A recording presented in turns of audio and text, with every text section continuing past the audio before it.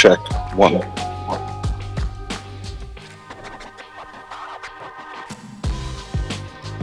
Check 1 2. It's on delay. It's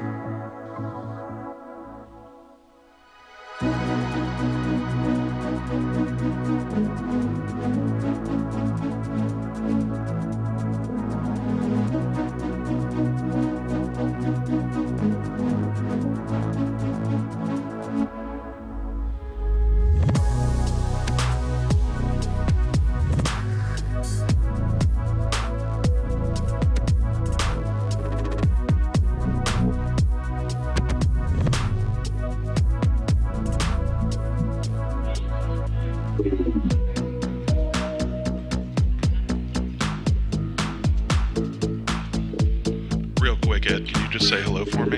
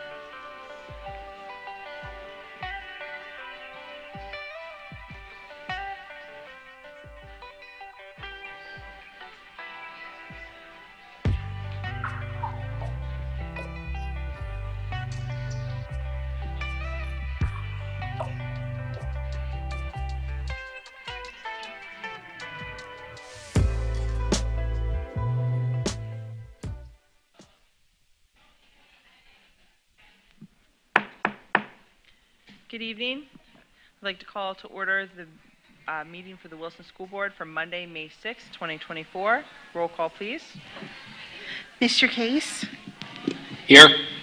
Mrs. Denny, Here. Mr. Hart, Here. Mrs. Casper, Here. Dr. Kennedy, Here. Mr. McCray, Here. Mr. McCree, Here. Mr. Schneider, Here. Mrs. Cocker. Here. 9 present, 0 absent.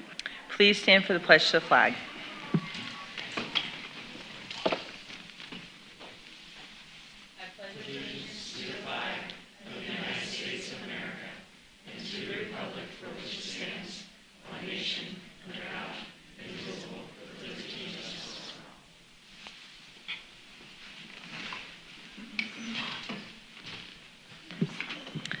First this evening, we have a communication piece regarding 6th grade camp, and I'm going to call up Dr. Cachufo for that presentation. Thank you.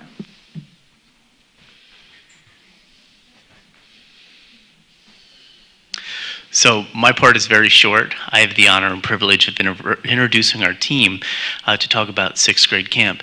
But before I go there, one of the things that I found over the past 3 years in my time as an administrator in Wilson is if we don't go all in, we're not doing it. And one thing that we went down a path of looking for a different place to hold our 6th grade camp.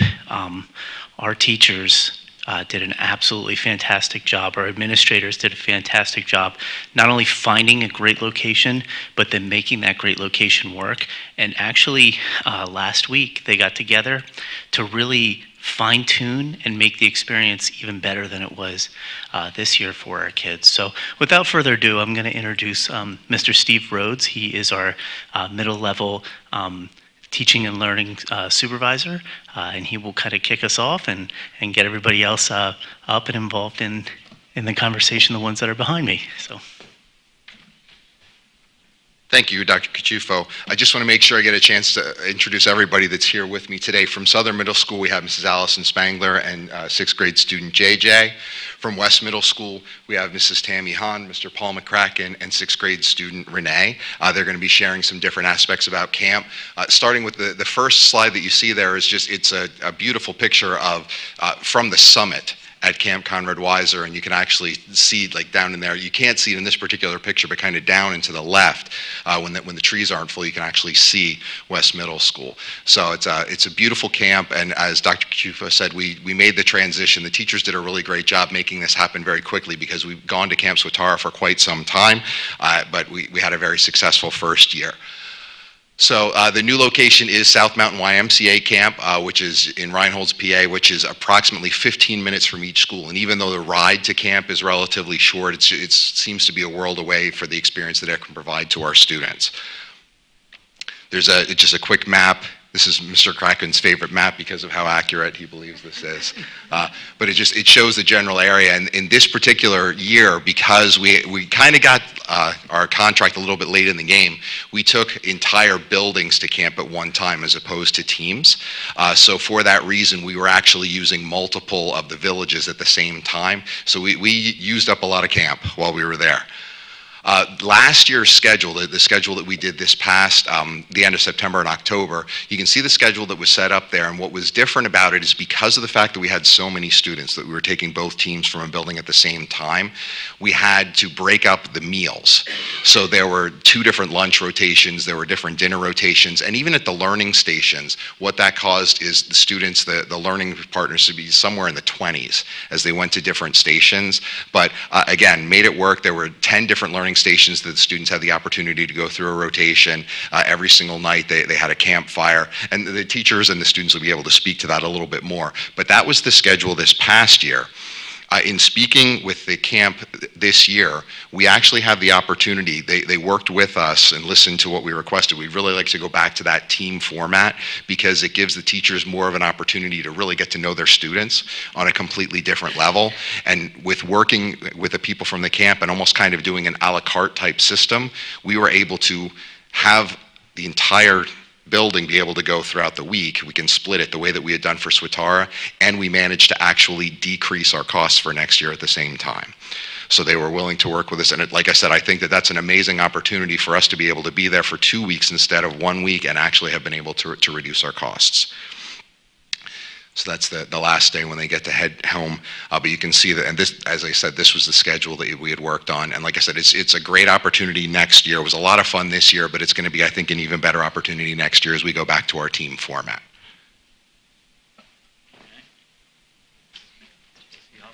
Okay. All right. Just want to tell you it's an amazing trip for all of our students. It does give us a chance to bond with them, but also to get them kind of away from the school environment in terms of no more electronics or so on. That was one of their biggest concerns, was no phone, no... Sit closer? Okay. But it was just a wonderful experience. The kids were doing archery, they were moving in, they were building forts, all these things that I would say 80% of our students had never even been exposed to. And they loved it. And I got to be honest with you, I've been there 2 years now in a row, and it has rained, and I cannot believe there was very little complaints. So that tells you how much they're engaged in the activities that we have. There was very little downtime. We get them up pretty early, and the day continues forward, and they go through, as you can see in the picture, one of the ones that I was a little most nervous about there was the archery tag, which was 100% safe. Nobody was hurt during that time period. We go from archery to archery tag. We go through a hike through the mountains. We have a professional archer come down and teach them how to shoot. They're building forts. Okay. There's time for campfires. There's a bunch of team building games and so on. The kids just absolutely love it. All right, so meals. Camp food often gets a really bad reputation, but we really enjoyed the food at Camp Conrad Weiser, and we thought they did a really nice job for us. There was a lot of variety at the meals. There was a salad bar at every meal, breakfast that looks like yogurts and fruits and cereals. And the kids help with the setup of the meal, so they're learning how to eat family style if they haven't been exposed to that before, and they help set up and then clean up after a meal, which we find to be a really good experience for them.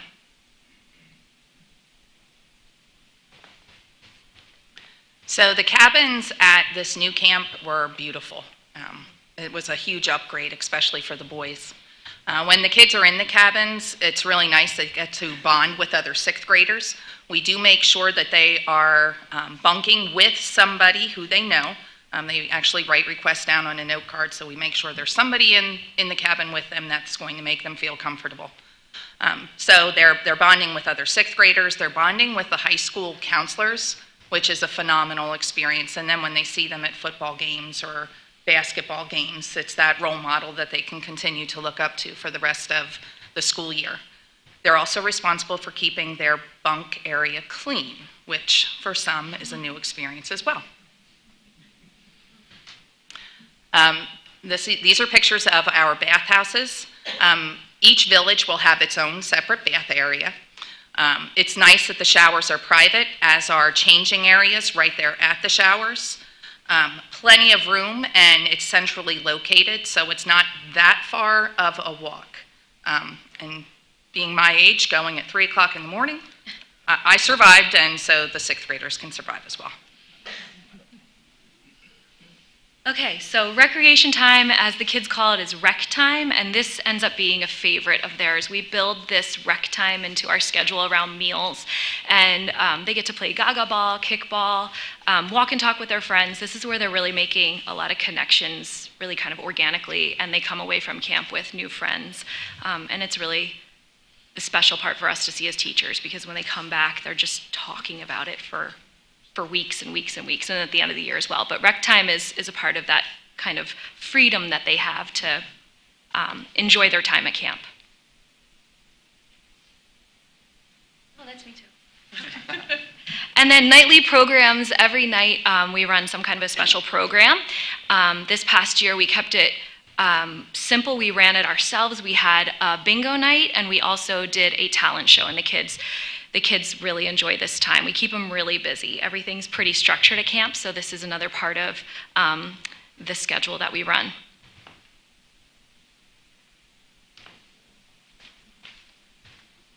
Each night we hold a campfire. One of the nights we do the hot dogs, and then the second night is the s'mores. You can see we have an outdoor campfire area, but when we experienced this year with the little bit of rain we had, just a little bit, we can also do campfire inside.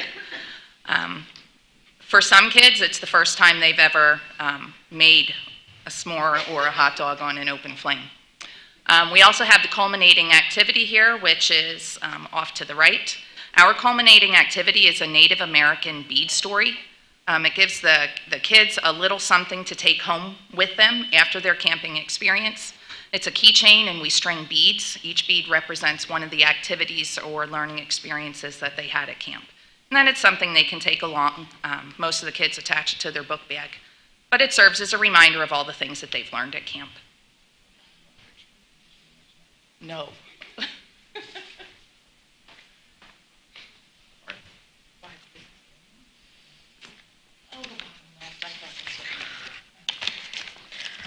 Hi, my name is JJ Hill, and I go to Southern Middle School. I had lots of fun at Camp Conrad Weiser, and I think future sixth graders will too. One thing I really liked about camp was archery and archery tag.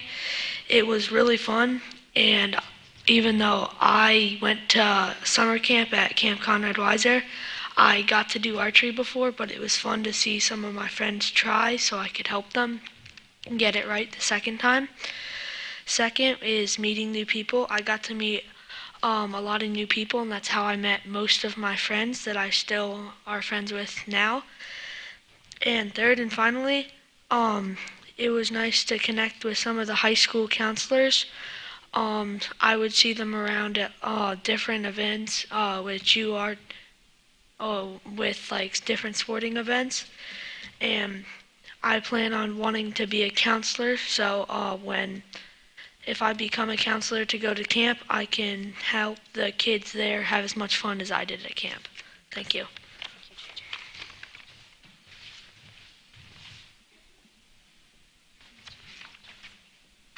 Hi, my name's Renee Abdel Wahab, and I'm from Wilson West Middle School.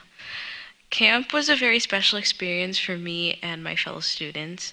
It taught us valuable life lessons and gave a lot of students stories to talk about and about when we returned. Not everything at camp was perfect. I would like to share what made it special for me and many others. On the short bus ride there, we were all a little nervous and excited about what to expect. Some students had never been out in nature like this. Others had never stayed overnight away from their parents before. The high school counselors, camp staff, and teachers were really friendly and helpful, making us feel comfortable and showing us around. When they gave us our bunks, it was like we were seeing our friends in a new light, more like family. Anyways, it was time to eat, and they had a lot of different options.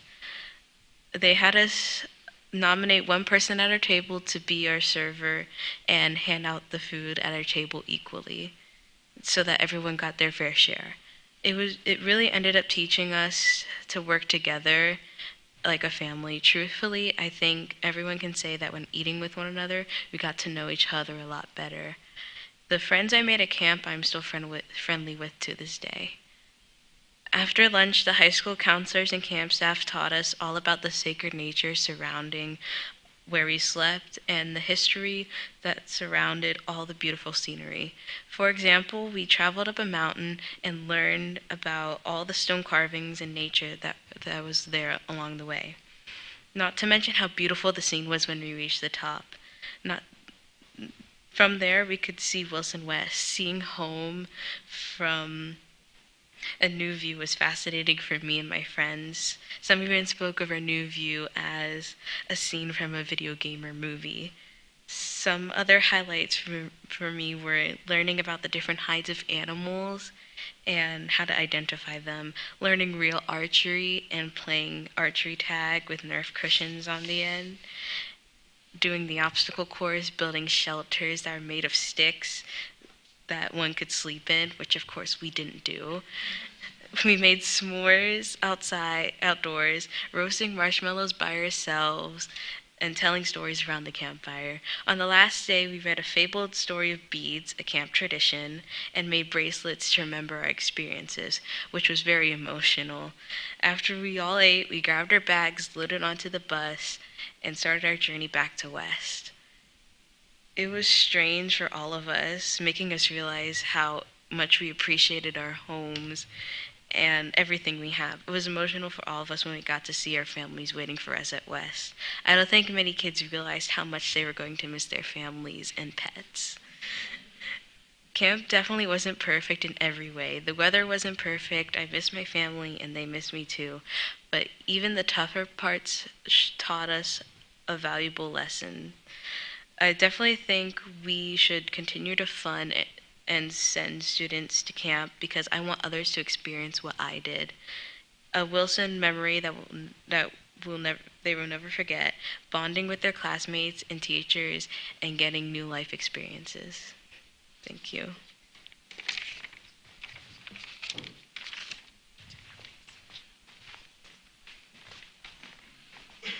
And then just lastly, a reminder that camp can't happen without a dedicated team of teachers and also high school counselors that really make the difference. So this is kind of my shameless plug because we're in that season at this point where we need to make sure that we have high school counselors, juniors and seniors to make this happen. Typically, we're in pretty good shape with respect to the girls, but guy counselors sometimes can be difficult to come by. Luckily, in working with Mr. Williams, we're going to have a shuttle that'll go back and forth that way that students that have evening activities, if they have to go back and extracurriculars, we may be able to include some other students as well for next year. You can see, as Renee mentioned, that the weather wasn't perfect, especially for West. You can see that middle picture there, but that they were still smiling that entire time. So I want to also have this opportunity right now to thank all of you for helping us make this possible for our students. So thank you so much. Thank you, Mr. Rhodes. Yeah, absolutely.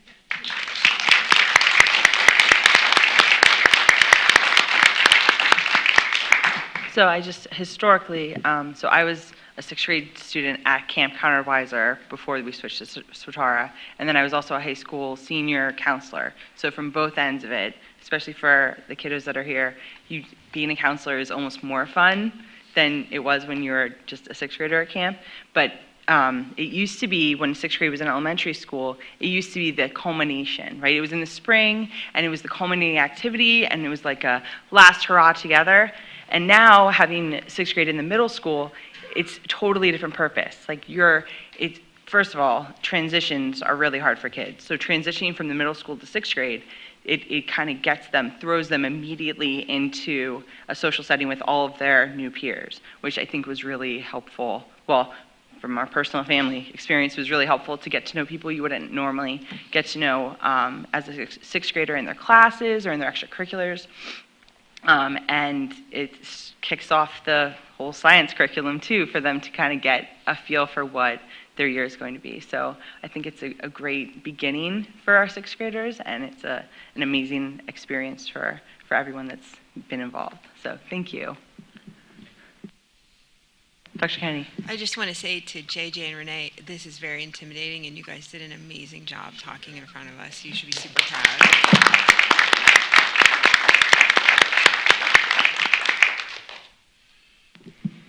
Thank you all very much. I just also wanted to say thanks to everyone who was involved in this program to keep it going. This program is a gift to desuburbanize our kids, to slow down time, throw the phones away and get to know each other before school year is phenomenal. So just thank you to everyone involved. Thank you, Mr. Case. Our next communication item will be handed over to Dr. Trickett.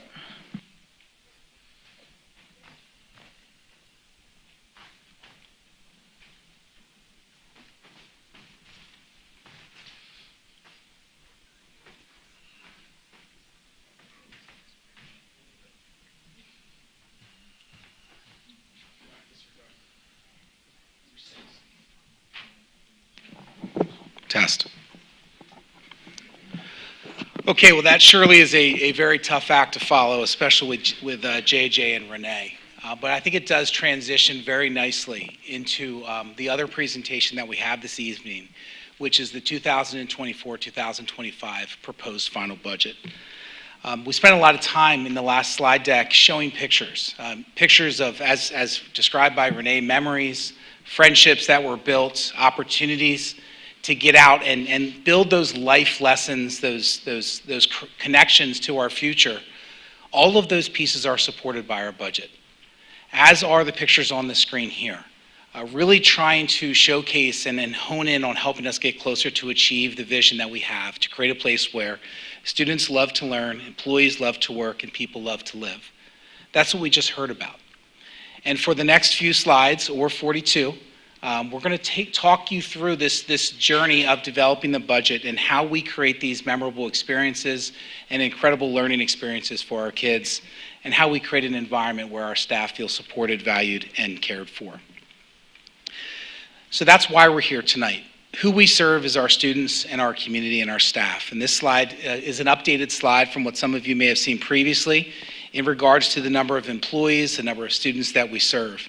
I just wanted you to focus on total number of students, 6,480 students, growing by the day. We're a very large school system made up of 5 elementary schools, 2 middle schools, and 1 high school. All of those schools are approaching or exceeding capacity. We have hired and work with 1,500 employees. So it takes an army to support our students in our community. We serve thousands of lunches and thousands of breakfasts every single day. We maintain 270 acres of property and maintain nearly a little bit over, actually, 1.4 million square feet of interior space. Each of these bullet points or each of these blocked areas is kind of a separate division within the school district, all supported by the budget. Almost $10,000 computing devices, computers, devices, tablets, Chromebooks.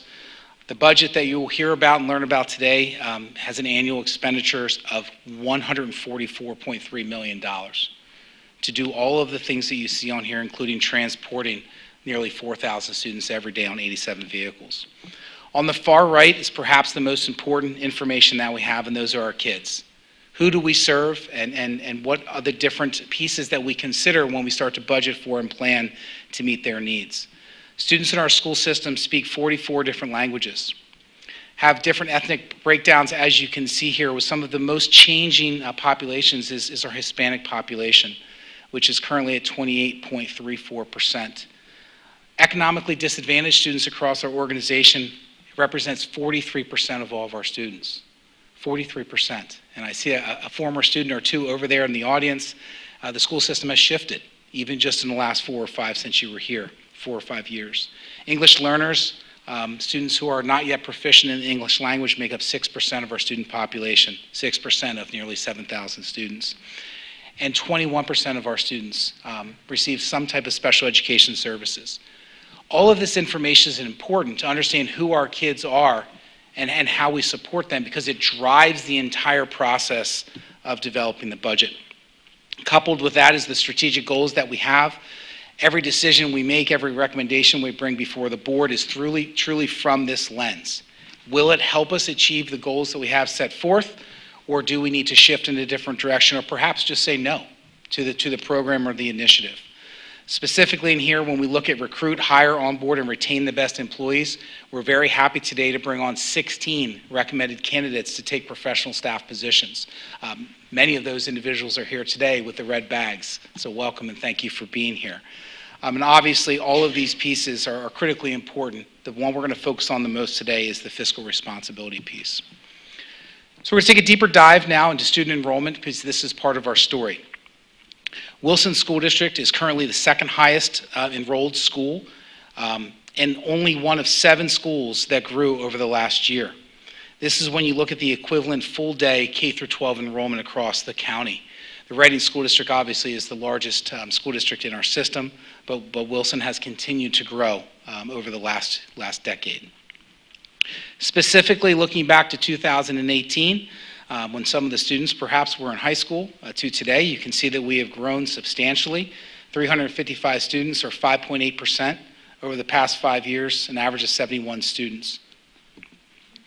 Looking at our students who qualify for free and/or reduced lunch or are designated as economically disadvantaged, again, you will see a very upward growth here, 32% back in 2018 to 43% this year.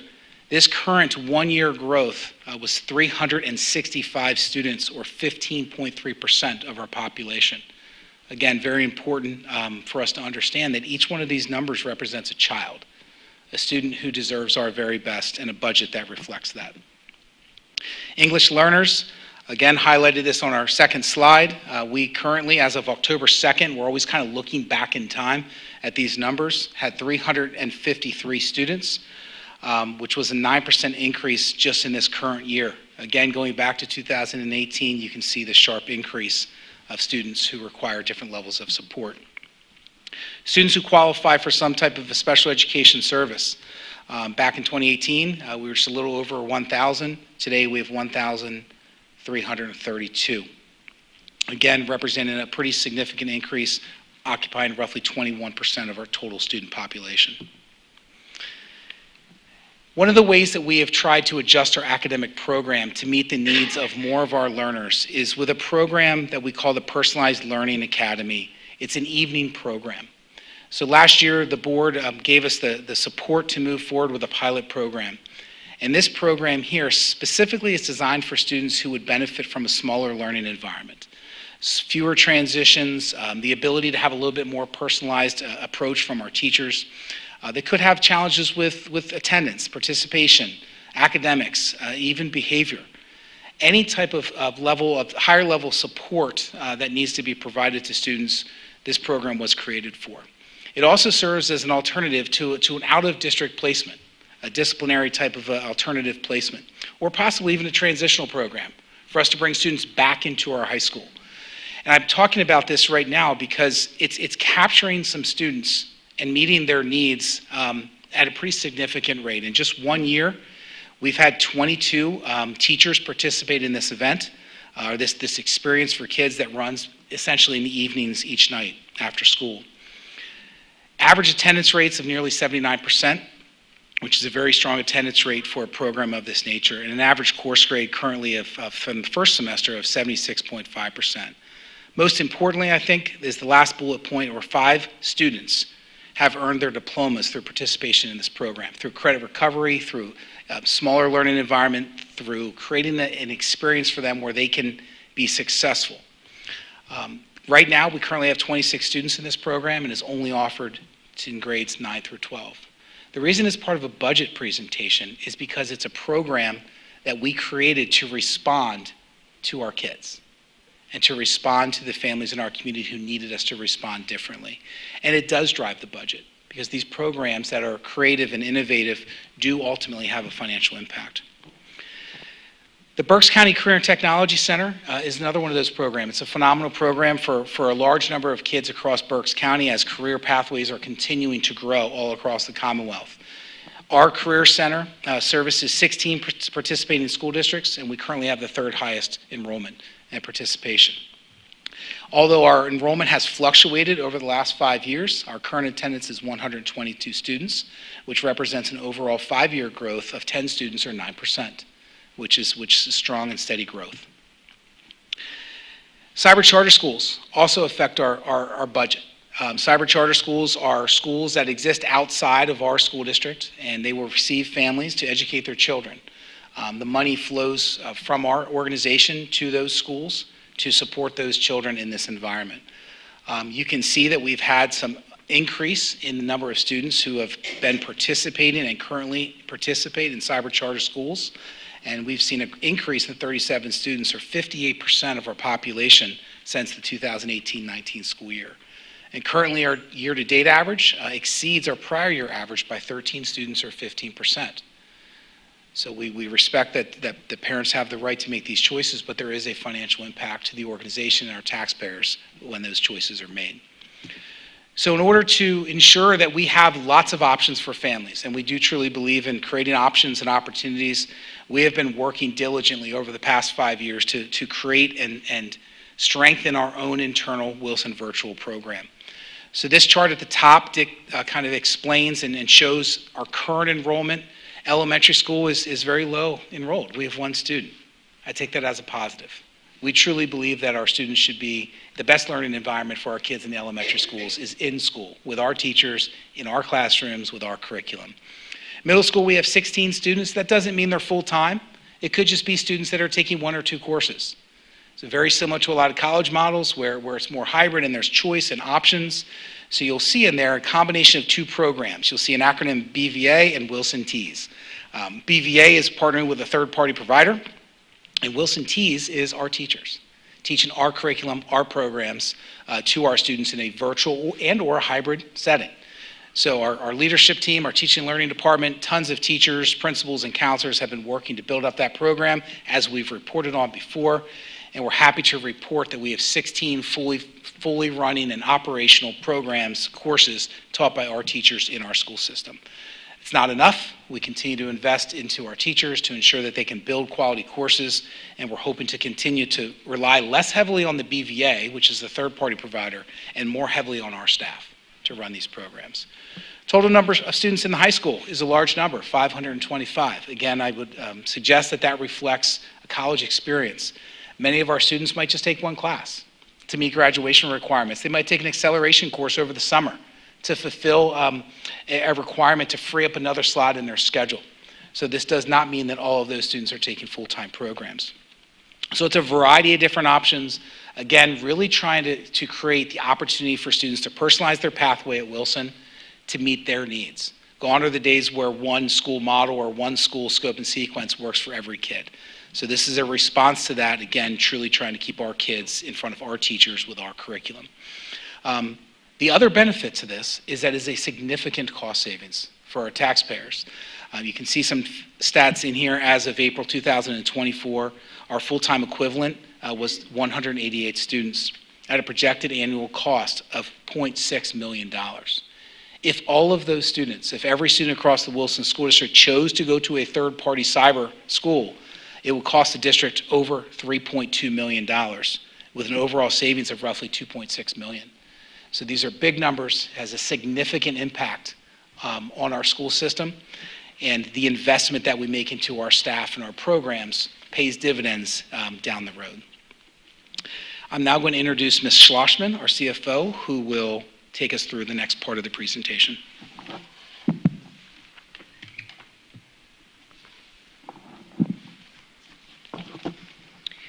Thank you, Dr. Trickett. Good evening, everyone. I want to take this pause just to thank everyone who has been involved in the development of this budget.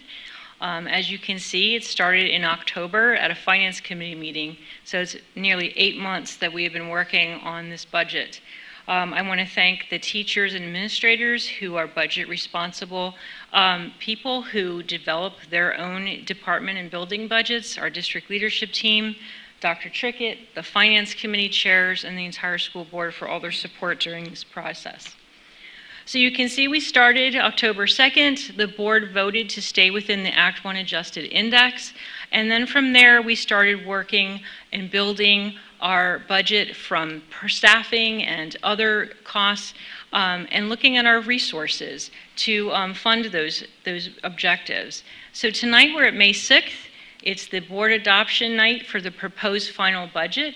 This follows Act 1 calendar.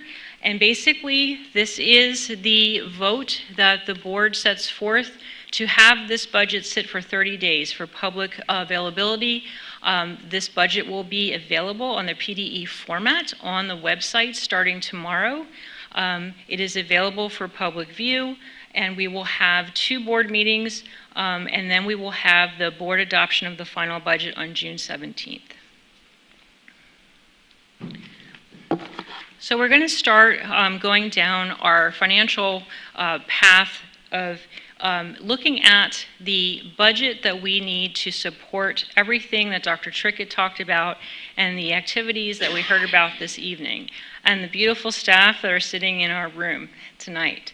So we have a 24-25 total budget expenditures of $144.3 million. That represents 8.5% growth from the current year. You can see based on the pie chart, the breakdown between salaries and benefits being the largest part of what we do here. We invest in our personnel who pour into our students. We have purchase services and supplies. We have debt service, which maintains that consistent run rate year over year so as not to affect the millage.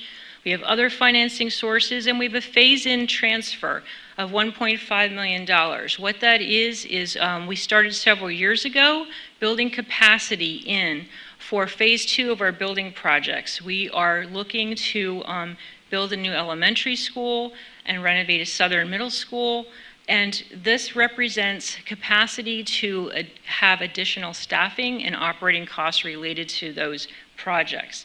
And then we have a budgetary reserve for $1 million, which we maintain there to have as a safeguard against any unanticipated expenditures. Personnel investment. These are the folks that we rely on. They're the backbone of the success of our organization. And they're split in this depiction into 3 areas. Instruction is 70% of our staffing. Those folks are in our regular and special education classrooms, our in-house vocational programs, and other instructional programs. Our support services, which make up the red section, or 27%, relate to all the other supporting services for our students: counseling, attendance, psychology, speech, social work, library, nursing, our transportation departments, our technology department, our operations to keeping the facilities clean and safe, our human resources and other administrative services. And then the small portion there in yellowish orange is our student activities community services that represent 3% of our staffing, which includes our extracurriculars, our athletics, our music programs, our clubs, things that make students feel that they belong not just in the classroom but outside the classroom, as well as our community programs for summer parks and community swim. This is a graphic of our salaries and benefits history over the last 10 years. The blue bar represents the salaries and the red portion represents benefits. As you can see, we have various things built into the budget for next year. We have a 3.63% increase, which is based on the WEA contract with the teachers, but we also apply that across the district. We have prioritized staffing additions totaling $1.5 million. As we acknowledge and recognize our student growth and our student needs, we incorporated new staffing into our budget. And if we look at the benefits, which has definitely outpaced the growth in our salaries, as you can see in the red section of the bar, that is due to the PSERS retirement system, which continues to grow, as well as increase in health insurance. Our benefits categories are shown in this slide. You can see PSERS makes up for the majority of that benefit structure, and our medical and dental insurance is second. Our rates are, like I said, going up about 12% this year for health insurance. PSERS did come down slightly, as we can see in this chart for this year. However, it is continuing to grow in the next 5 years that are projected. Our purchase services and supplies is that little 13% piece of our total expenditure budget pie, but part of that is made up of the chart that you see here, which includes all of the things that you see at the bottom of the slide. So everything that is not personnel. And when you take a look at that, this accomplishes a lot for the 13% of our budget. We're talking about professional services, safety and security. We have employee training and development. We have custodial services and disposal services and our utilities, and we have leases. And then, of course, we have the other purchase services. The green section, which represents the most in this category, is all the outside tuition that Dr. Trickett had referenced, whether it's charter schools or BCTC or other outside placement is in that particular section. Again, we have classroom and office supplies. We have fuel for our transportation fleet, our utilities of electricity and gas, and we also have then equipment and other expenses. This is a schedule of our current debt. We have 9 years to go. We have 8 different issuances, and this is the $89.4 million total that we have. This includes principal and interest payments in all of those years. We have level debt service so that it does not affect and fluctuate in our millage from year to year. And just to comment that we were talking about phase 2 construction, so upon school board approval, we will be issuing additional debt in the future. This slide depicts our phase-in for enrollment growth, as we talked about on an earlier slide, to build in capacity for staffing and operating costs of the two projects that you see depicted below, the new elementary school at Lincoln Park and the Southern Middle School. This budget represents an infusion of $1.5 million into that phase-in, building up to $3.5 million. So putting that all together for our total expenditures, where do we land compared to the rest of the county school districts? So this chart shows the last two school districts' total expenditure budget divided by the pupils, so that full-time enrollment that we saw in an earlier slide. So this is showing in the red line that Wilson is 15 out of 18 for total cost spending per pupil at $20,704. The average in the county from last year or the current year that we're in is $23,749. So we're below average and we're in the bottom third. And the same is true for the year before. And now we move on to our resources to cover those expenditures.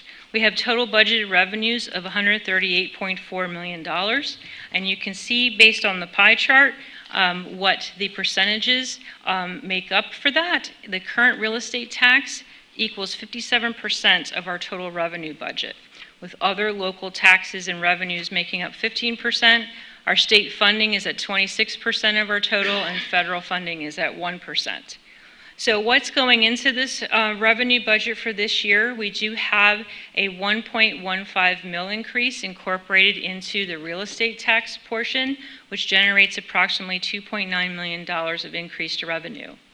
Our other local revenues, as we report throughout the year, are trending in a positive manner, and those are budgeted to increase by 17.5%.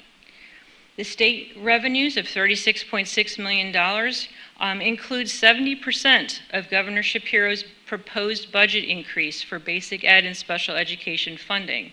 Unfortunately, it's typical that the state does not pass their budget in time for us to know exactly what our allocation is. So this is an estimate of what we believe we will receive, but typically we find out after the fact and after the final budget is passed. This last week, the governor announced an increase in the gaming funds that are distributed to school districts across the Commonwealth for tax relief. Our district received an increase of $400,000, so we're well over $2 million now that we can distribute to our taxpayers in their actual tax bills. Our FICA and PSER subsidies are also in the state revenues, and our federal grants are included as well. So just to look at our real estate assessment growth or decline, we've had a 0.8% growth over the last 5 years. However, this year, we've unfortunately experienced a net decline. We did have growth in the district, however, that was overshadowed by an excess of assessment appeals and exonerations. So we lost 0.9% of assessment, or our base in which we tax, or about approximately $700,000 in revenues, or an equivalent of 0.29 mils. So this slide is showing the board's commitment, related to the current year budget we're in. As I stated before, the state passed their budget after we passed our budget for the current year. So the millage equivalent of the additional state funding we received was 0.41 mils. So we started with the adjusted Act 1 index applicable to Wilson at 6.6% or 1.95 mils. We took off the additional state funding we had to come down to 1.54 mils as an equivalent. And then we further reduced over the months that the Finance Committee met to reduce that by 0.39 mils to come up with our proposed millage rate for this evening of 1.15 mils. That millage maintains the school district within the bottom half of the county as we see projected tax rates coming through over the next couple of weeks by other school districts, and we are well below the average over the last 10 years across the county. This graph shows 10 years of Base 1 Act 1 index, the adjusted Act 1 index, as well as Wilson's actual index. So Wilson is the blue line. We had a drop to zero during COVID, and we had a little correction in the next year to maintain our average, though, over the 10 and 5-year mark that we have been below both base and adjusted Act 1 index. Our 10-year average is 2.4%, and our 5-year average is 3.1%. This proposal tonight maintains that trending. So our real estate by type is, you can see depicted on the left-hand side, 66% of our taxable real estate is residential, with commercial being 31%. And on the right-hand side, it shows the township percentages of our taxable assessment. Spring Township being 61%, the largest, with Lower Heidelberg at 17%. The portion of Wyomissing Borough that is underlying in Wilson School District is the Berkshire Heights section at 14%, and Sinking Spring Borough is 8%. So this is a depiction of the governor's additional state gaming funds. You can see the yellow bar shows the increase in funding, the highest it's been in 10 years. That level of $2.1 million is then divided by the district's total number of homestead and farmstead owners, which totals 8,423 taxpayers for this year. So an estimated tax relief off of each of their bills of $248. So this chart shows how that all shakes out when it comes to net increase in your tax bill. So on the left-hand side are 3 scenarios. You can see that the first line is the median assessed value of $122,050 in this district. That represents the middle number. The average of the assessed value in our district for homesteads is $141,057. And the last line represents the 75th percentile, which means that 75% of our homestead owners have an assessment of $169,400 or less. So that last row basically is looking at 75% of our homeowners and what their bill is going to look like, that or lower. So the gray columns represent last year's tax bill at the current year's millage rate of 29.49. The yellow columns represent the proposed final budget that we're introducing tonight at 30.64 mils. With the tax relief that you can see in the yellow columns of $248. That compares to last year's tax relief of $206. So that amount is equally distributed amongst all of the homestead and farmstead owners. It is not a percentage of the bill, it's an actual tax relief off of the bill. So the green columns represent the actual net increase in tax bills for these 3 particular scenarios. So it's anywhere from $99 for the year increase or $152, ranging from 2.92% to 3.17%, or a monthly increase of a little less than $13 for 75% of our taxpayers. The state basic education funding was a topic of conversation throughout the Commonwealth over the last year. There was a lawsuit regarding the funding, the fair funding of public school districts in the state. There was a commission that was formed with a report that stated that the school districts are extremely underfunded, and provided that the governor needs to bring forth a budget that would correct this gap. So the rightmost column, you can see there's 3 colors, 3 components now of the governor's proposal. The first being the blue is the base that has been reset to equal the current year basic education funding formula. That will now be a fixed rate. The red section is a reset of the dynamic piece of this particular subsidy, which relates to our student population and the various aspects of that. The green portion represents the new proposed adequacy investment, which is a result of the Commission's report. So for this year, having no necessarily probability awareness of if this budget is going to pass as he proposes or not, we at this point, Wilson has included 70% of the governor's proposal. This slide depicts the state and federal special ed funding shares. So you can see that the total of the columns represent the total special education expenditures over the last 10 years. The blue and purple components of the bars show the state and federal portion of what they have funded towards these expenses. So you can see that their share has not kept pace with the growth of the cost to educate our students, where their contribution has only increased $1.8 million over the last 10 years, where the local share has contributed $12.5 million over the same time frame.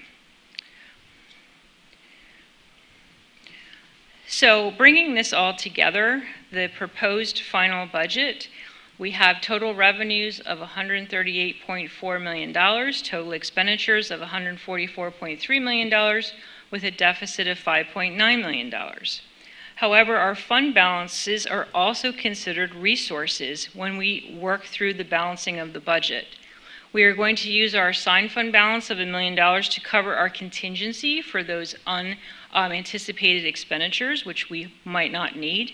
And the $4.9 million will come out of the PSERS committed fund balance in order to balance our budget. This pie chart depicts our fund balance as a percentage in the categories that we have in fund balance, and the green piece is what we would be using to balance this budget, or 14%.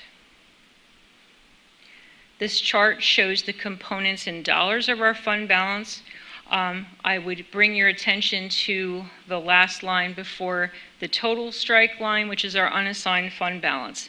We have a board policy that we must maintain 3% in there for the subsequent year's budget expenditures to maintain our financial responsibility, but we have a goal of maintaining 5%.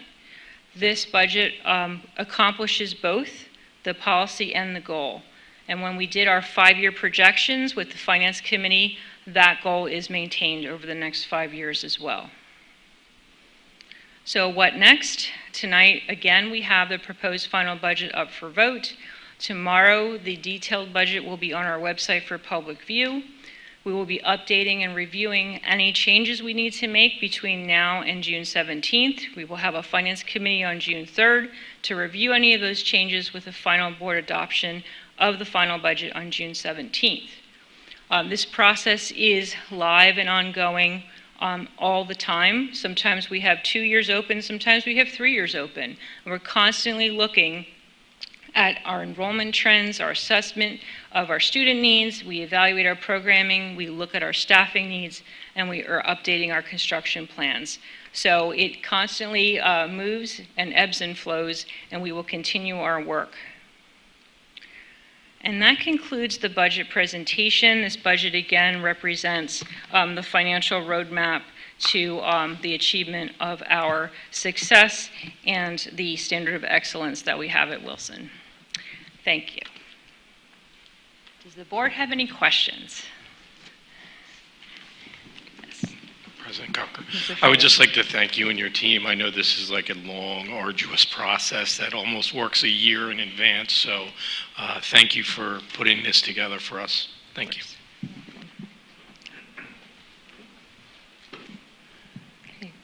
Thank you, Mrs. Clausen. Dr. Trickett?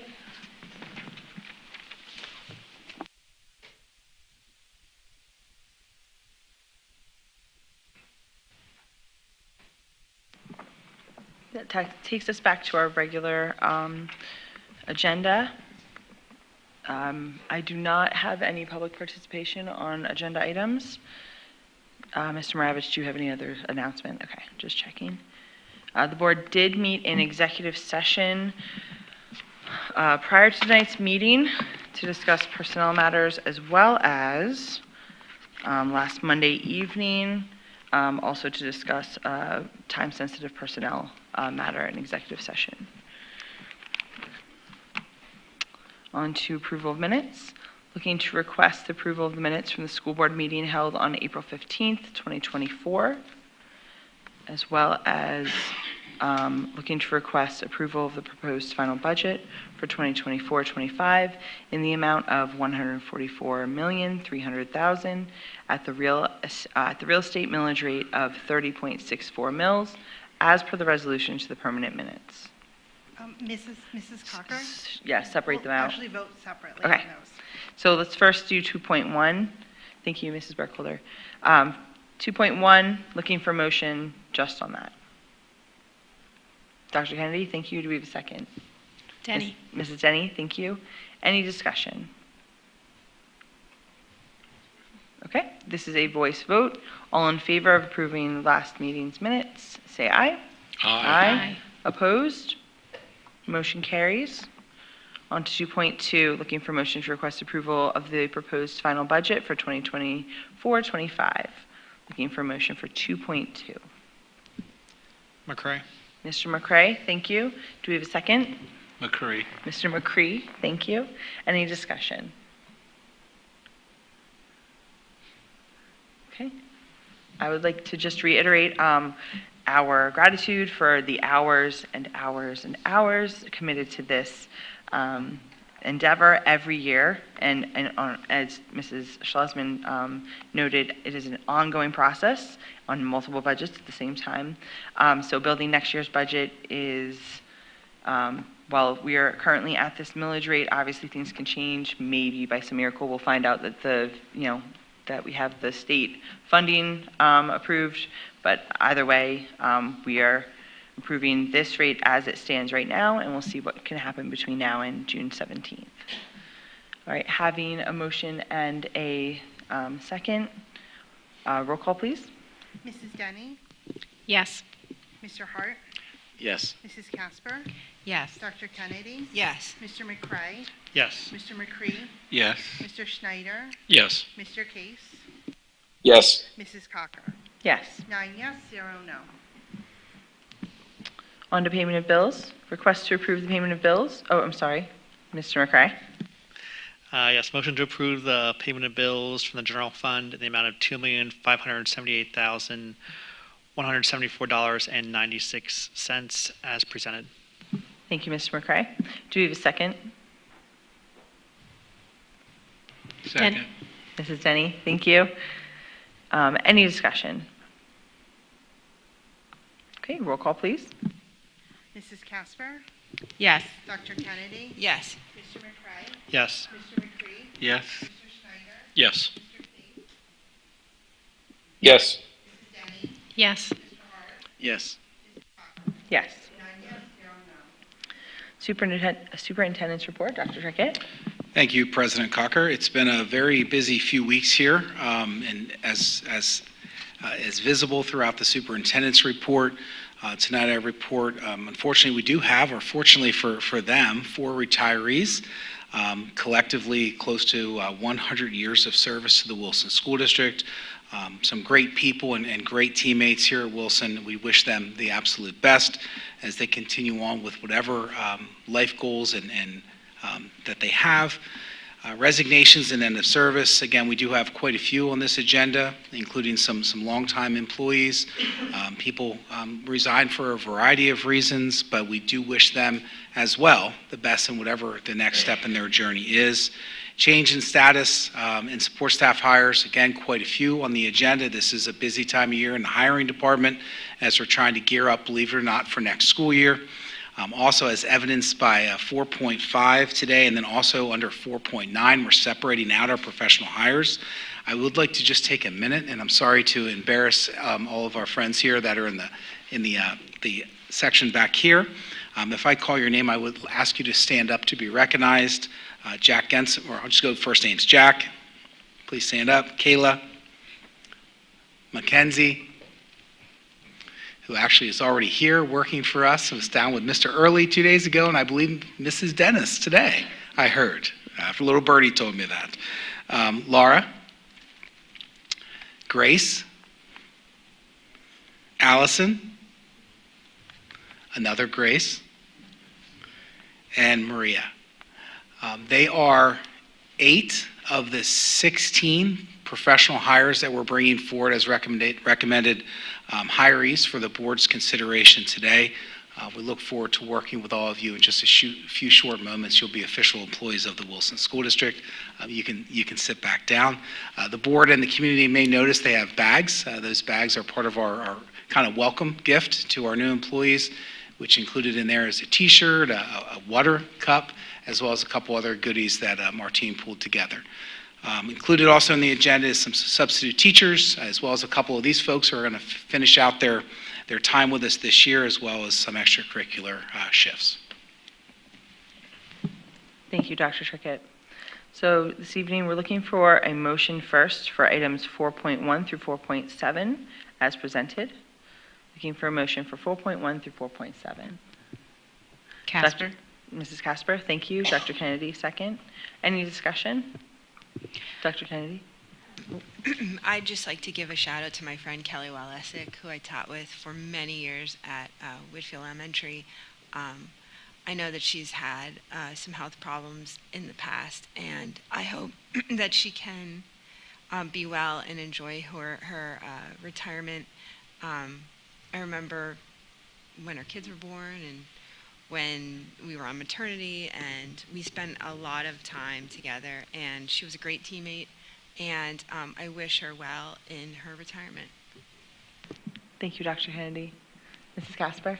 Yes, thank you, President Cocker. I just wanted to recognize the aggressive approach of our HR committee and all the work that they've done in this past year to bring forth these new members to the Wilson community. So thank you for your work and your diligence and being proactive in making sure that we have the best educators for our students.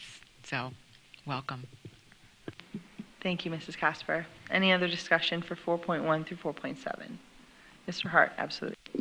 I too just want to wish Kelly Walesic the best in retirement. She was a great staff member when I worked with her at Whitfield, and I wish her the best. Thank you. Okay, thank you for the discussion.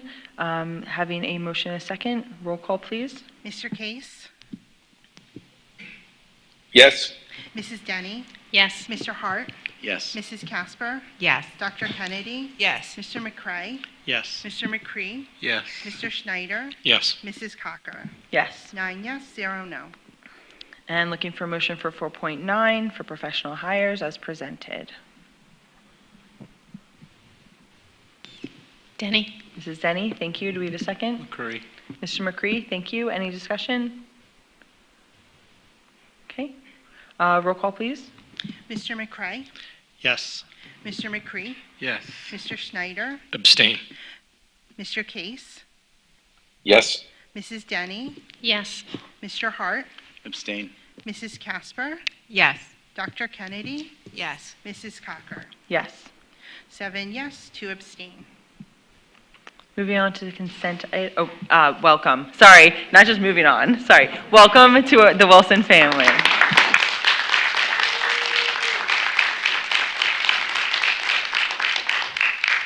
Officially. Moving on to consent items. 5.1, requests to accept with gratitude the following donations from Southern PTO. Southern Middle School accepts a donation in the amount of $650 for ice cream. It's a lot of ice cream. I would like to check out that event. From the Wilson Education Foundation, 3,000 Galaxium AAS approved solar eclipse glasses for all elementary students, which were already enjoyed and gratefully so. And from ITM Global Logistics, 10 cases of 11 by 17 paper to be used in buildings within the district. Looking for a motion to accept the donations. Schneider, so moved. Mr. Schneider, thank you. Dr. Kennedy, second. Any discussion? Okay, all in favor? Aye. Aye. Opposed? Motion carries. Under Human Resources, 6.1, request approval of the referral and transportation bonuses. 6.2, request approve the updated job descriptions as attached. 6.3, request approval of an agreement with Samuel DeGroff. Looking for a motion to approve Human Resources items 6.1 through 6.3. Hart. Mr. Hart, thank you. Do we have a second? Casper. Mrs. Casper, thank you. Any discussion? Okay, roll call, please. Dr. Kennedy? Yes. Mr. McCray? Yes. Mr. McCree? Yes. Mr. Schneider? Yes. Mr. Case? Yes. Mrs. Denny? Yes. Mr. Hart? Yes. Mrs. Casper? Yes. Mrs. Cocker? Yes. 9 yes, 0 no. Under Student Services, 7.1, request approval of summer hours for school psychologists, school nurses, school counselors, and school social workers as presented. 7.2, request permission to contract with New Story for one special education student for 2023-24 school year services at a cost of $425 per student per day, beginning 4/17/24 and ending 5/30/24, or the last day according to school makeup days. 7.3, request permission to enter into an agreement with Billings Bilingual LLC to provide English-Spanish document translation services beginning July 1st, 2024, ending June 30th, 2025, as presented. And 7.4, request permission to renew a contract with Capstone Academy for one special education student for 2024-25 regular school year services at a cost of $93,875 for the school year beginning 9/3/24 and ending 6/12/25. Looking for motion to approve student services items 7.1 through 7.4. Denny? Mrs. Denny, thank you. Do we have a second? Dr. Kennedy, thank you. Any discussion?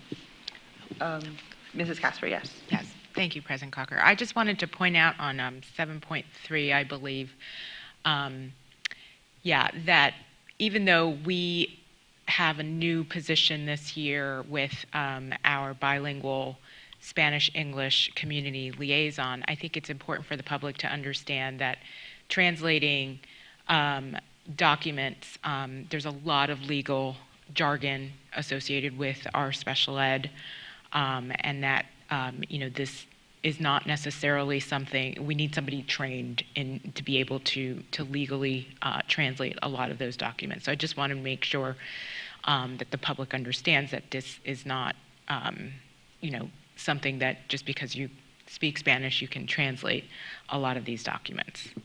So, thank you. Thank you for that point of clarification. Ms. Denny. Yes, I want to take the opportunity to point out some of these because I think these are a great example of our budget in action. Mr. Schlossman did an exceptional job with our budget and described everything in detail, and some of the numbers that were presented in there talked about how underfunded our special education is in terms of money from the state and the federal government. As a school district, we have a legal and moral obligation to educate every child that is within our district. We don't get to choose our children by the virtue of living within the Wilson district. We need to educate them. 1 in 5 students at Wilson are special education or special needs children.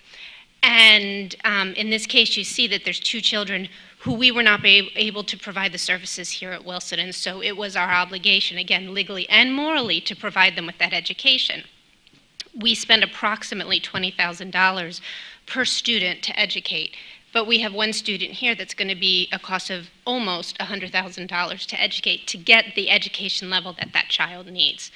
And that is something that is outside of our control. And so when we look at our budget, when we look at how we serve the children in our district, we serve them to the best of our ability, and sometimes those costs are different.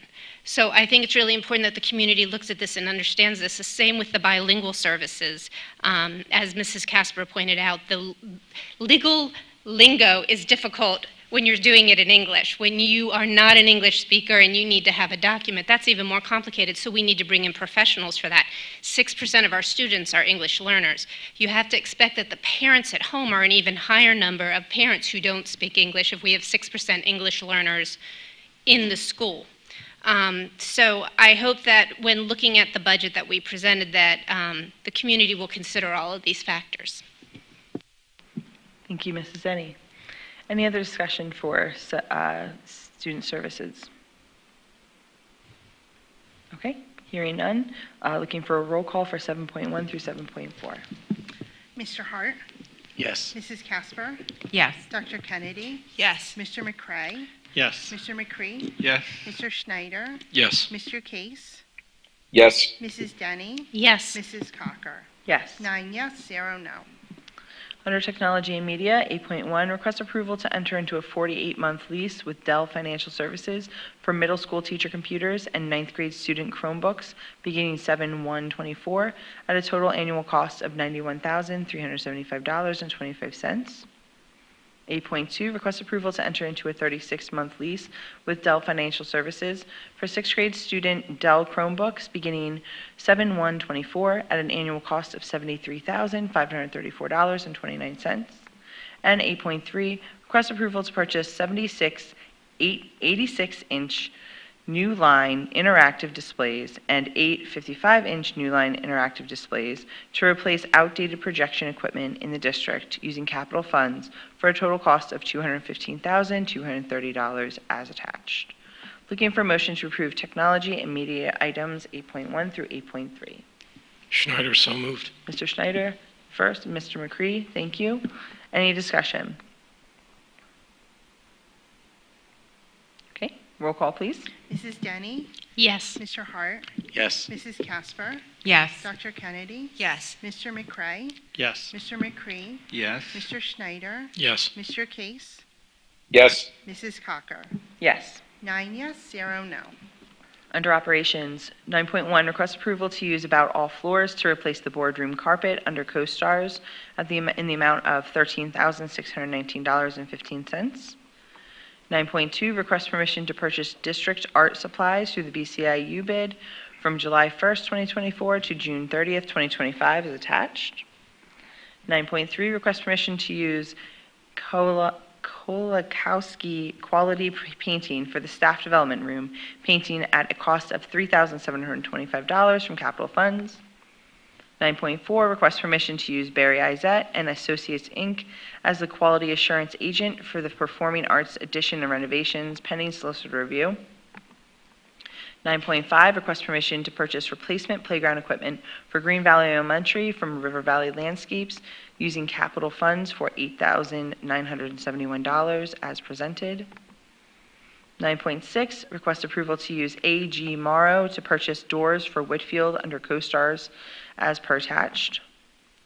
9.7, request approval of K&W agreement for environmental engineering for land development, zoning, and design for Lincoln Park, phases D to R, pending solicitor review and approval. And 9.8, request approval of K&W agreement for environmental engineering for land development, zoning, and design for Southern, pending solicitor review and approval. Looking for a motion to approve operations items 9.1 through 9.8. So moved. Case. Mr. Case, thank you. Do we have a second? Denny. Mrs. Denny, thank you. Any discussion? Okay, hearing none. Roll call, please. Mr. Schneider. Yes. Mr. Case. Yes. Mrs. Denny. Yes. Mr. Hart. Yes. Mrs. Casper. Yes. Dr. Kennedy. Yes. Mr. McCray. Yes. Mr. McCree. Yes. Mrs. Cocker. Yes. 9 yes, 0 no.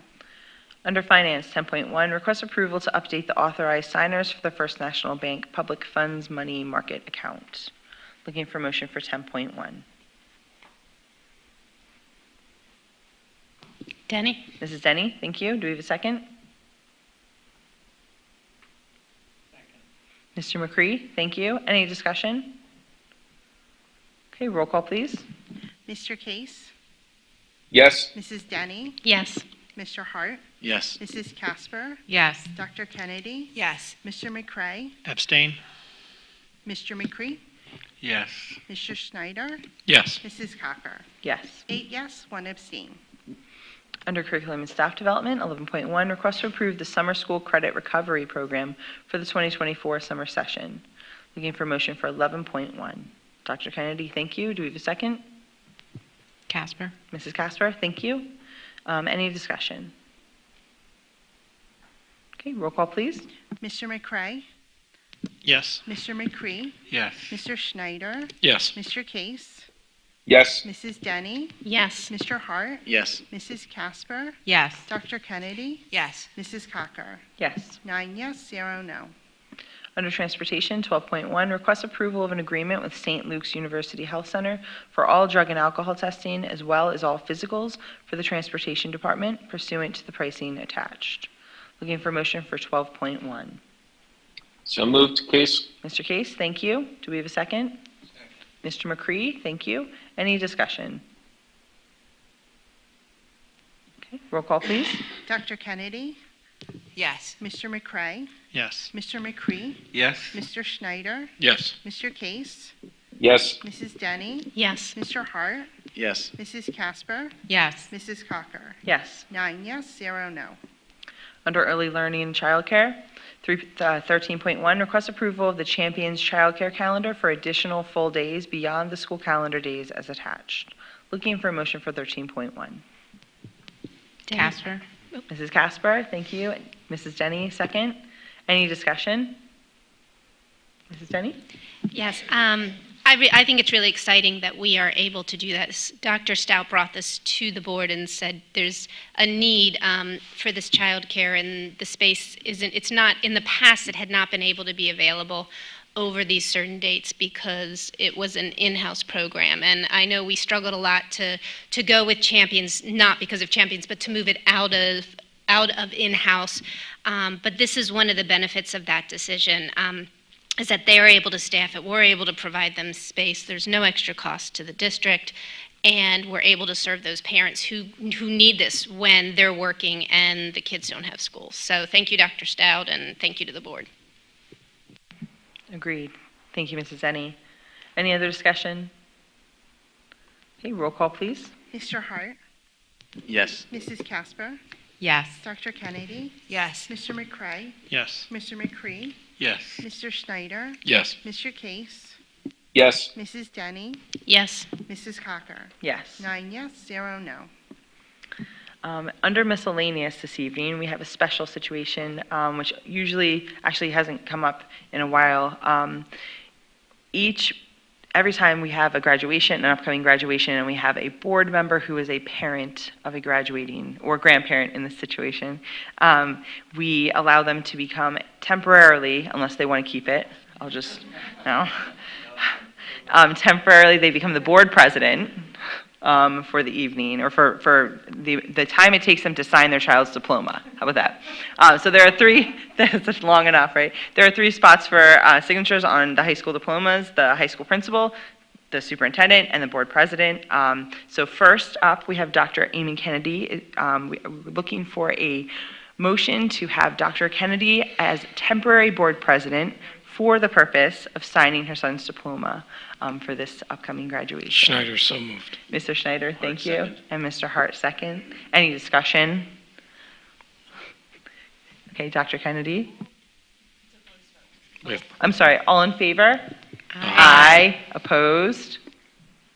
Okay, Dr. Kennedy? Dr. Kennedy?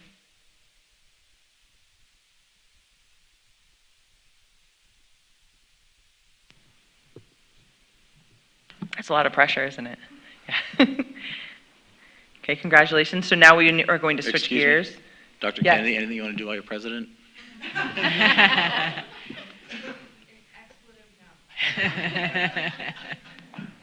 Now, before she gets too comfortable, we'll switch gears, and I'm going to request to appoint Mr. Bernard McCree as temporary board president for the purpose of signing his grandson's diploma.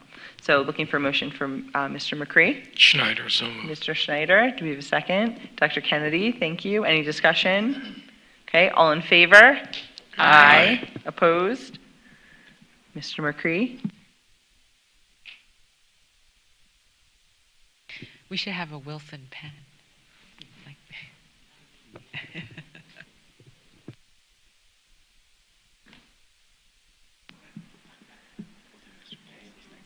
Mr. McCree, do you have any comments as president? Absolutely not. No. Thank you. Is that it? Then that's the end of the, we don't have to, okay, all right, just checking. And we will also have Mr. Case do the same, go through the same process at our next meeting. He just wasn't able to be here in person this evening. So a heavy graduation this year with very known graduates, including, yes. All right, so moving on to committee reports, so that you're sorry to keep the meeting going. Committee reports, BCTC, Mrs. Casper. Thank you, President Cocker. I was unable to make it to the last meeting because I had a field trip to Statue of Liberty with a group of students.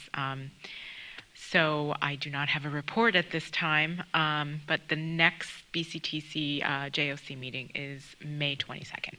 Thank you. Thank you, Mrs. Casper. Dr. Kennedy. Yes, thank you. I was unable to attend the BCIU meeting on last time, but I do have a curriculum committee report. As noted, the students in the school were able to participate thanks to the WF and solar eclipse activities. We got to watch a video, including student reflections. Third grade had their second annual Learning in the Wild, which is an amazing day where students, our third grade students, are able to go to Shiloh Hills, meet community members and staff members, and just learn about all kinds of different things in the wild. Including beekeepers, and learn about plants, and it's really a great day. We are updating our K through 5 science curriculum to be in alignment with the STEEL standards. In middle school, there have been some changes in the Math Summer Bridge.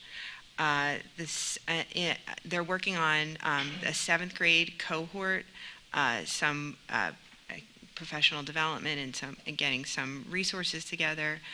The math program is having a program review because they're moving towards that extended math period, which worked out so fantastically in 6th grade. Social studies teachers are working on aligning their assessments to standards. And in 6th grade and 7th grade science, they're preparing for their new biology unit. We also had a 6th grade camp update, which we also had here today. Ours wasn't quite as fun as the one today. Up at the high school, they're changing the integrated science curriculum. We also saw the credit recovery school, the draft of their school program. There's a few contracts that are coming our way at the next board meeting. One for our math computer practice, which is ZERN. We'll have 2 dual enrollment agreements, one with Albright and one with Kutztown. You're a little biased on that. And we also are, a very cool point is that we also have a reading recovery agreement coming where Mrs. Glass will be training teachers in 3 districts, Spring Cove, Sullivan County School District, and Smethport School District, and that also will be on the agenda in May. And that is our curriculum committee update. Thank you. Thank you, Dr. Kennedy. Did you have student services? Student services meets this week. Excellent. Thank you for your updates. Berks EIT, Mrs. Schlossman. Thank you. The extracurricular committee has not met since our last board meeting, but we'll meet next Monday at noon in the admin building. Facilities committee, Mr. Case. Thank you. The Facilities Committee has not met since our last board meeting, but I did want to mention a couple of things. First and foremost, just thank you to the operations team and everyone involved for getting the prom together and the gymnasium and all the volunteers. It was phenomenal. I'm sure Bryce is going to talk about it, but over 750 students gathered in the gym, and it looked just phenomenal. I also want to congratulate Joanne for a wonderful career at Wilson, and we will miss her with the Operations and Facilities Committee as well. So thank you, Joanne, for all your service. With regard to construction, the Bulldog Blitz just came out 3 days ago. So just in case anyone missed the Bulldog Blitz, I'll just provide a quick construction update from the Blitz 3 days ago. Construction of the new Performing Arts Center is moving ahead quickly, and a quick summary of what's been happening so far. For the underground work, utilities have been relocated, and excavation of rock for the foundation is underway. Footings are being placed. Interior demolition, the old floor has been removed, and workers are compacting stone fill to prepare for new construction.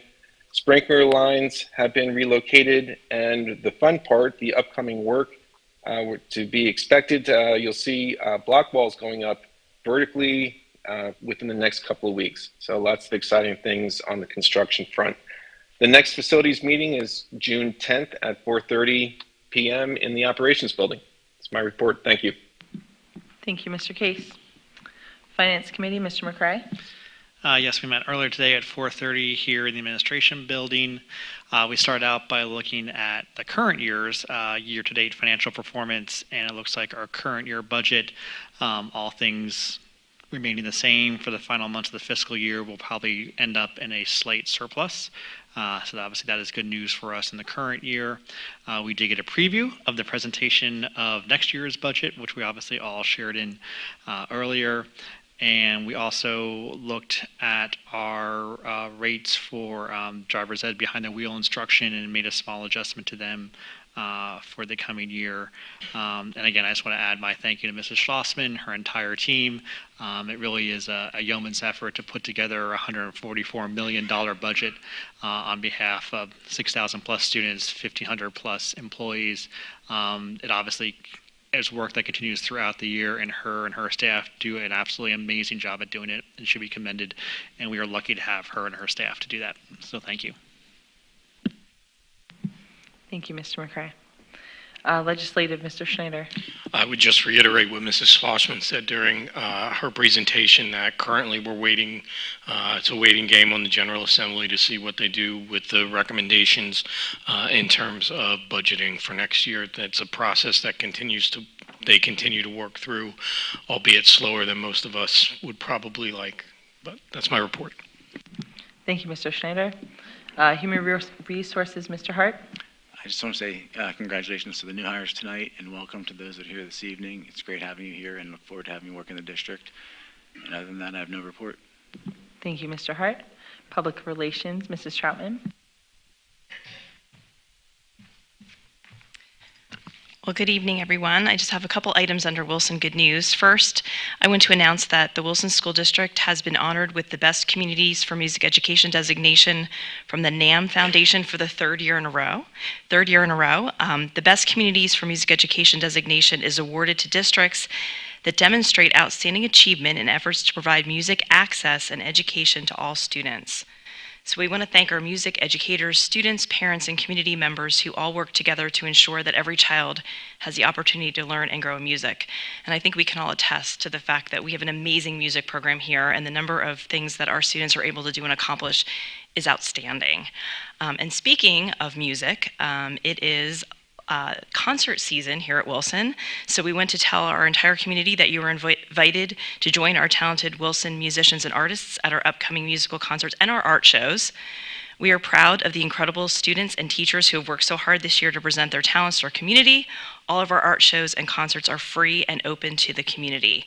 And of particular note is that our high school art show was held last week right here in the administration building. We had hundreds of pieces of artwork displayed by our students, and we presented awards to the top pieces in 6 different categories. And on the screen you can see that top honors in the art show went to Morgan Sprout, as she earned the Best in Show and Leonard Cody Award for her incredible body of work. So it was just incredible. And honestly, I had the privilege of being one of the judges for the art show. It was very challenging to pick out of all of the amazing, amazing pieces that our students created. And Morgan just did an amazing job. She's super talented, only a junior, so we'll get to see her artwork again next year. And this week is Staff Appreciation Week. So we're super excited about all the things that are planned. Our HSAs and our PTOs have things going on in all of the buildings. And we would be remiss if we didn't recognize and thank all of those amazing parents who just love on our staff. We are so blessed in this community to just have so much support from our parents and our guardians of our kids. Our district leadership team is looking forward to planning a number of recognition events. We're having a special lunch tomorrow for our food service team. It was Food Service Hero Week last week, and we're going to be visiting departments and classrooms with lots of treats. And there are a number of special social media campaigns happening, so make sure you check out our social media this week and just show your love for all of our amazing staff. And then finally, I think one of the best days of the year is coming up this Friday, which is Wilson Games. It'll be held in Gursky Stadium beginning at 9:30 a.m. This is an event the entire community is welcome to attend, and it's just a great day for our whole entire school district to come together and celebrate these awesome kids. So, thank you. Thank you, Mrs. Troutman. Education Foundation, Mr. Case. No report, thank you. Thank you. Technology Committee, Mr. McCray. No report. Student Outreach, Mr. Bryce Heilman. Thank you. Starting with some sports highlights, at the end of April, the Unified Track and Field team competed at their home competition. They all did a great job competing in the various activities. And also congratulations to the boys tennis team on winning the BCI AA championship title this past week. At the end of April, the Raiders team finished 2nd out of 10 schools competing at the annual Raiders competition, which was held at Shippensburg University. Wilson's Hope for Humanity Club held their 2nd annual spring donation clothing drive last week, collecting over 137 large trash bags of clothes to donate. 7 students competed in the Future Business Leaders of America, or FBLA, state competition, with 1 student, Sindora Sridhar, placing 2nd in public speaking and securing a spot in nationals, which will be held in Orlando.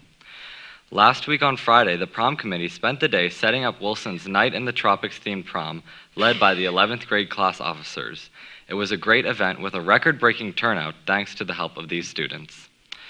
At the end of April, elementary school students participated in the Elementary Reading Olympics.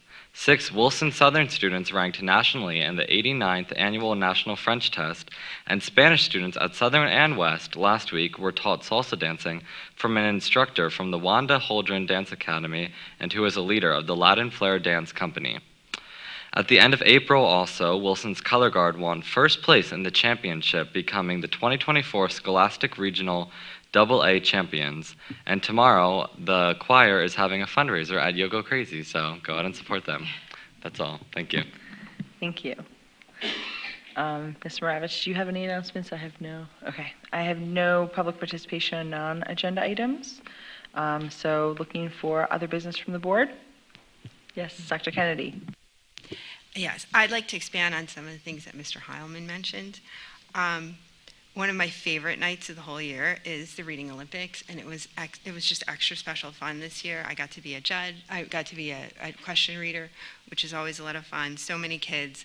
It was a really interesting night because I left a baseball game and went to the Reading Olympics, and there was as much, if not more, excitement with the Reading Olympics as there was the baseball game. I want to just second the prom was amazing. The setup, I actually kind of like it better than the old setup. Getting dropped off in between the lower house and the upper house. I want to thank the umbrella carriers. They were very helpful. The rain was kind of a bummer, but the kids had a really great time. Going back to baseball, the boys' baseball team won their division against Mifflin, and there's always something extra special sweet when you get to win the division against Mifflin at their home field by a big margin. So they're off to county playoffs this week. And to the most special thing that I got to be a part of, I'm just going to cry from now until June. I got to be a part of the MVB. It was just, I'm so grateful for so many teachers, and it's almost like one MVB is not fair. Hopefully the video will be coming out soon. There were a lot of teachers that were in the running. My Cooper was not the easiest child to teach. He's not easy, but having him be successful is 10,000 times more sweet. I know what it's like to have an easy kid that gets all A's, and I feel like you're up to parenting level when you have to work a little bit harder. And I want to thank some of his teachers who were in the discussion. Ms. Sensenig, who's now Mrs. Peterson, was amazing. She was his bright spot in his elementary school career. She was the only teacher that didn't have one of those stupid clip up and clip down charts. So my child with crushing anxiety did not come home every day afraid to be on yellow or to be on red. She also had the entire mini football and baseball team in her room. And not one time, I don't think, God bless her, I don't think she raised her voice once all year long. I don't know how she did it. I felt like we should just send her gift cards for like establishments to go on the weekends, because like these kids would go be at baseball and the next day they would show up and they'd be like, but she was wonderful. She came to football games, 8 in the morning.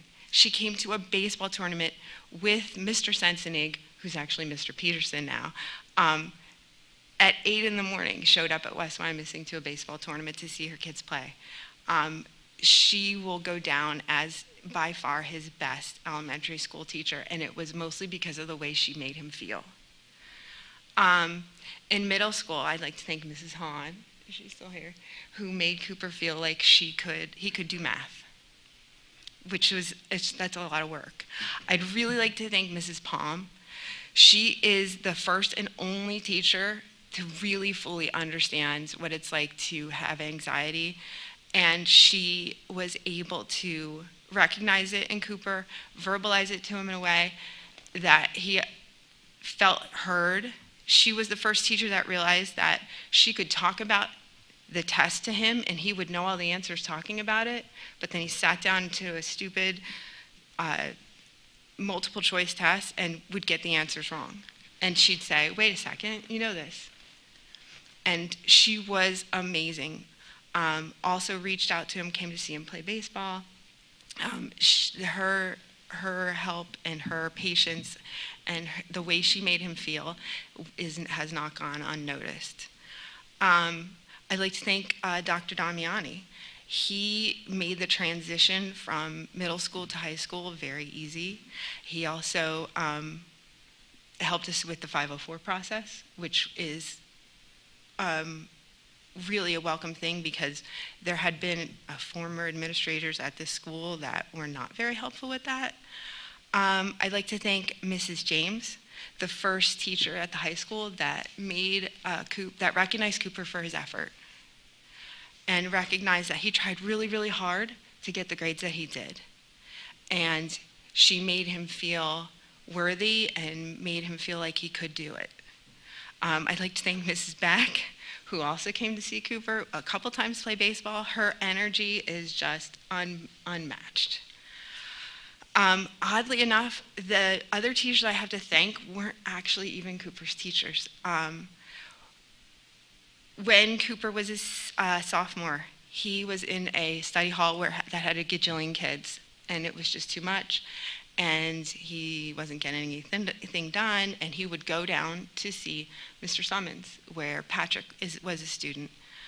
Beth Levan said, hey, Cooper, if you're going to go do that, why don't you do it as an internship? And that's how he started his internship journey. He did it in 10th grade with Mr. Summons. Then he did it for the first half in 11th grade with Mrs. Moyer. He did it in the other half of 11th grade with Mrs. Cuck. And then his MVB was Mrs. P over at Whitfield Elementary. She has become a family member of ours. She's amazing. Again, unbounding energy, unbounding commitment to the children that she serves. I met her in the summer at the Berkshire Pool, and she said, I'm not sure.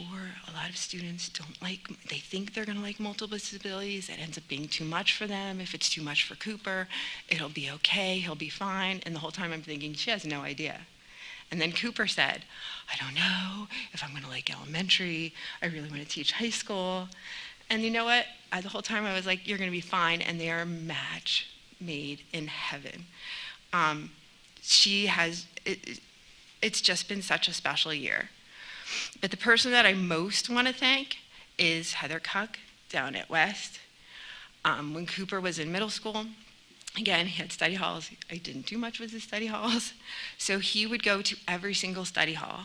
He would go volunteer in Patrick's classroom. And she was having him do things and teach lessons and be with the kids in a way that she recognized his talent before I even recognized his talent.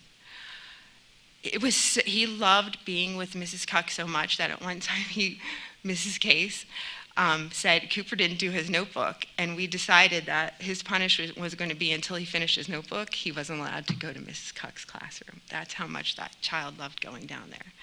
And really, how he made it through middle school and how he decided that his life's work is going to be to work with children with multiple disabilities. And, I say that our internship program is amazing. It's amazing in a way that I don't think we could have ever predicted how great it is. So many of the students that were doing MVBs gave it to their internship teacher. This is a shout out to our teachers, but also a shout out to our teachers that go above and beyond. The teachers that were the most special in my senior's life were not even paid to teach my senior. They were paid.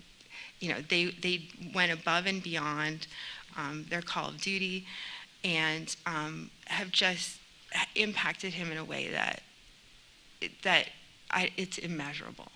So I'm so incredibly grateful, especially Mrs. P, Miss Heather.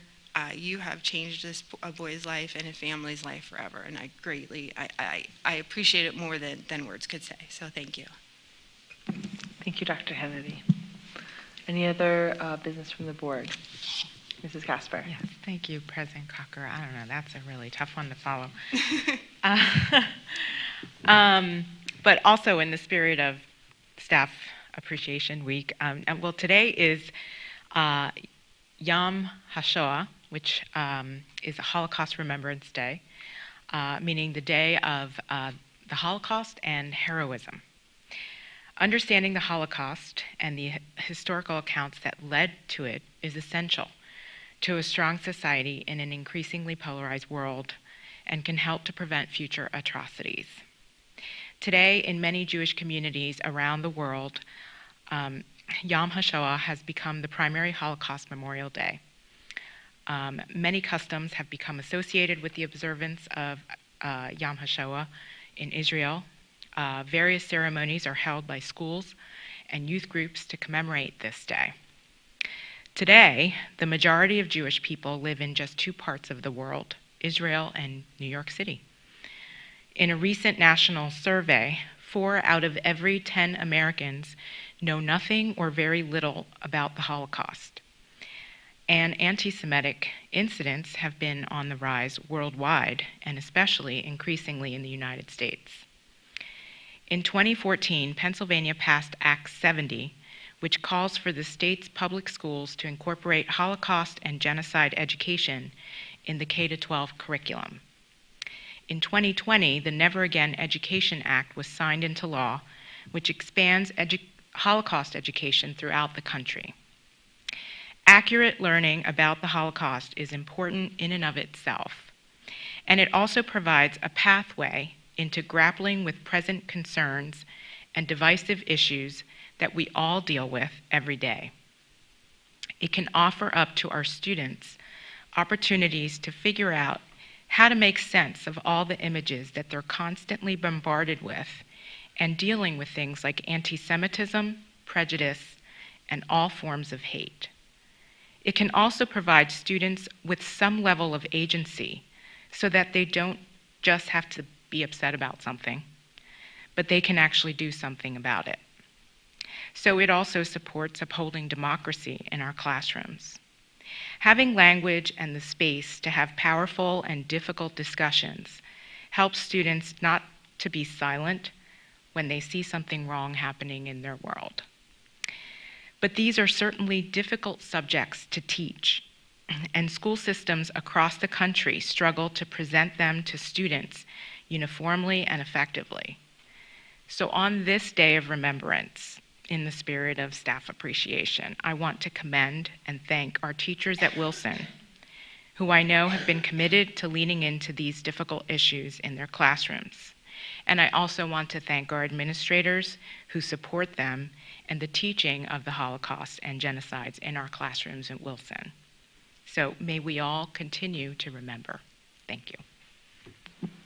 Thank you, Mrs. Casper. Other discussion from the board? Mrs. Denny. 2 big things to follow. Mine, and thank you for that, Mrs. Casper.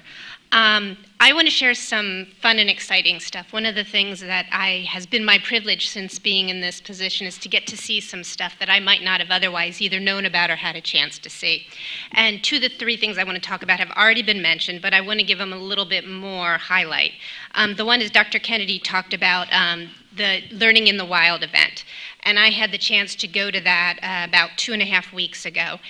It was really incredible. And what was so amazing about it, it was only its second year, which I don't think you would know to go to it, is my understanding is that it was a staff-led idea that came about, that teachers came in and said, this is something we want to try with these students. And it took students out of the classroom into the wild, and it wasn't a particularly nice day, but gave them the opportunity to learn using different senses. We got to touch honeycomb and smell honeycomb. I hoped we would have been able to taste honey, but no, I imagine allergies was the issue. But you got to see things and interact in a way that is so different. And children all learn differently. And one of the stories that got told to me by one of the teachers who I believe was one of the people who helped to put it together was that a young boy in their class who is an English learner and who had been really struggling this year came up to her and said, this was the best day ever because the limitations that were placed on him as an English learner in a traditional classroom was not the case in this environment. I don't imagine many schools do these kinds of events, but this is stuff that is pretty typical at Wilson, and it's because Dr. Stout and Dr. Cachufo recognize the importance of teacher-led initiatives, and the administration puts in the time and effort to make them happen. And it's not just the teachers, though they, of course, deserve the attention. Mr. Simcox was there at like 6 o'clock in the morning to get things set up.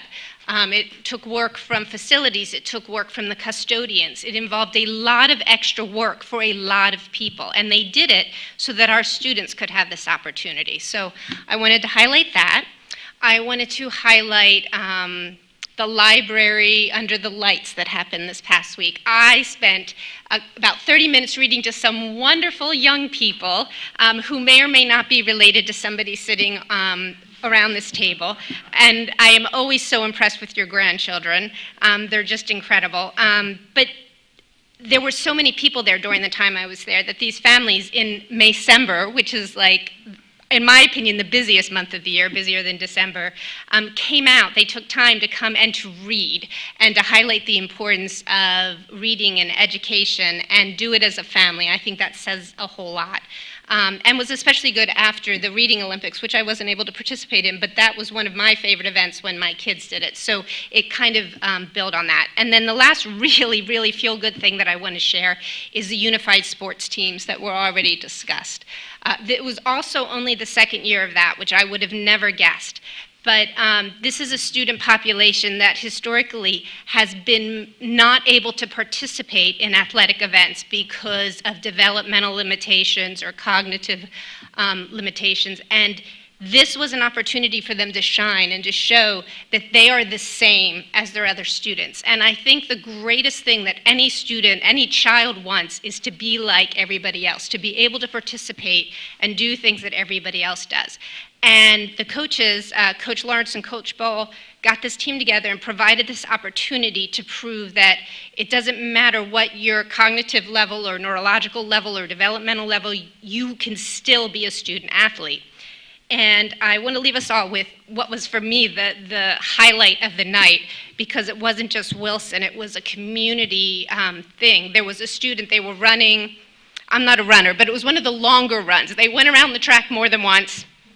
And everybody else had finished, and there was a young lady who was the last one, and she kept going and was going, and as she was running, and she was a Wilson student, as she was running inside the track, the other students, both the student athletes and the students who were supporting them, started to run along with her, and support her during this last, the last section of the race. And what was so great was that it wasn't just Wilson students. It was, I believe it was Muhlenberg and Mifflin that was there.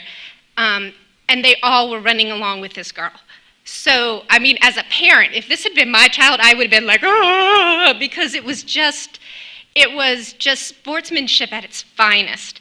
and it showed what our students can do and not what they can't do. So thank you for the coaches for doing that. Thank you for the administration for providing this opportunity for our students, and I just was so thankful to be there. So I hope that leaves everybody with some really good thoughts tonight.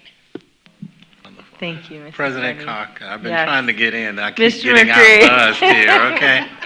I want to echo what Mrs. Denny was saying about Literacy Under the Lights. That was an amazing event. My grandchildren did love it. She got to read to them.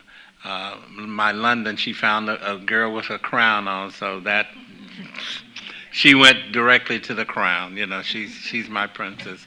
But one of the most highlighting things that happened that night, I met a 5-year-old kindergartner who was dying to meet me.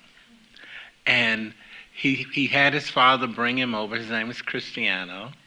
And he said, "I know you." I said, "Yes." He said, "Well, yeah, I've seen you on TV." I was like, "Oh, wow." And he said, "And we voted for you." That was the highlight of the evening for me.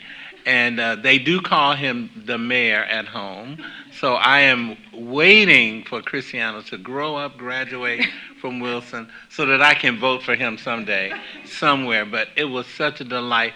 He not only was, held a real conversation with me. And I think, Chris, you were there at some point, and he was just talking to us like he was an adult. He was really engaging, and it's wonderful to see what that brought out. And I love the family aspect. The families were there. It was a nice evening, and my grandsons were more involved with running on the turf, but London had a great time. But it was a great event. And just to echo about the prom, wonderful event. I had to get on Jeff because I had a plan in place how I was going to get to where I wanted to park, but he blocked me off. But I did get a good parking space, but it was a wonderful event. It was great to see our young people elegant and behaving in such an appropriate manner. It was awesome. The rain diminished it just a wee bit, but it did not blow out any candles for our students that night. So kudos to everybody who was involved. I know Andy was out with the umbrellas and some other folk. It was great. It was tremendous. Thank you, Mr. McCree. Any other topics from the board? Okay, looking for a motion to adjourn. Schneider, so moved. Meeting adjourned.